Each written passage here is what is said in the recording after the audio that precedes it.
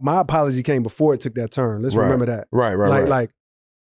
And there's also the conspiracies or the theories that, like, you know, people gave you the heads. I don't know how true it is, but like, it's not true. Like, it's a straight lies. Like, I wish we could do a whole season of 7 p.m. in Brooklyn and just go debunk every J. Cole every lie that was. I'm so glad you said that. There was the rumor that Drake was supposed to be at Dreamville Fest, that actually is true. He was supposed to be at Dreamville Fest. Like that was planned. He was coming. He didn't come. Okay. Thank God he didn't come. No disrespect to Drake. I love Drake, but like, had he come, I would have felt more pressure to be on stage representing that energy. Yeah. Way before Kendrick's song dropped, he was supposed to come. I was trying to get Kendrick to come too. Like, that was my plan for Dreamville Fest that year. Mind you, I never got a chance to, like, it's crazy because, like, you know, around the time I was going to hit Kendrick, like, yo, you want to come through and make this moment, boom, boom, boom. I told Drake. Drake knew that it was something I wanted to happen. When we was on tour, I'm like, yo, it'd be crazy if both of y'all came out at Dreamville Fest, boom, boom. It's silly now to say, you know what I mean? It's like, nah, nigga. there were other plans in the works. But so, because y'all all supposed to be on first person shooter together, right? No. Was that we were all supposed to. No. So it's, I hate that with so many lies, you're actually saying, I gotta ask. With so many lies, you're actually saying things that are like half truths. Okay. You know what I mean? Like, Drake's supposed to be coming to Dreamville Fest. Yes, half truth. Okay. He was always going to be coming to Dreamville Fest.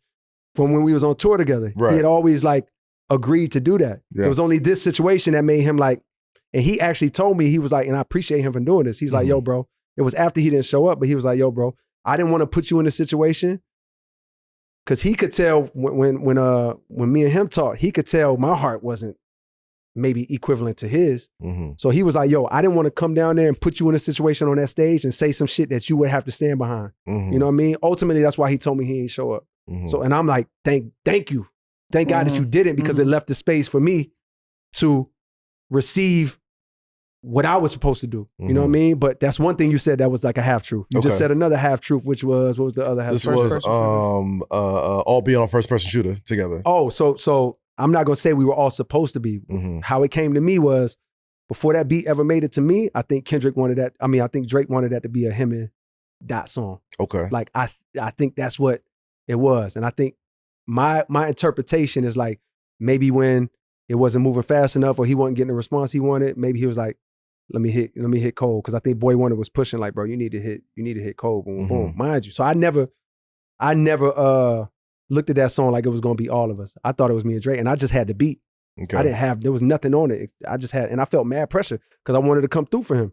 You know what I mean? I felt like he showed up at Dreamville Fest the year before that. You know what I mean? I wanted to come through for him. I had to write that verse several times. You know what I mean? So that's a half truth kind of. But there's no part of us making that song where it's like, yo, Kendrick was supposed to be on here. Nah, I just got a beat for Drake. I want to come through for him on his album. The clock was running, you know what I mean? And winding down, boom, and I came through. But you said something in the beginning. Damn, I want to remember. There was somebody, I think it was Schoolboy Q. You said something about getting a heads up. No, Schoolboy Q, that's a complete lie. Ask Schoolboy Q.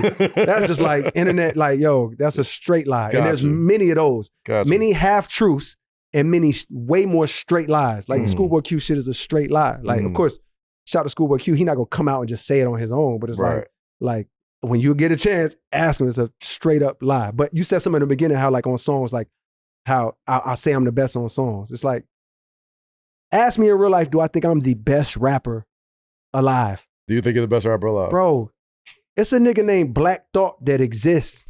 It's a nigga named Lupe Fiasco that exists.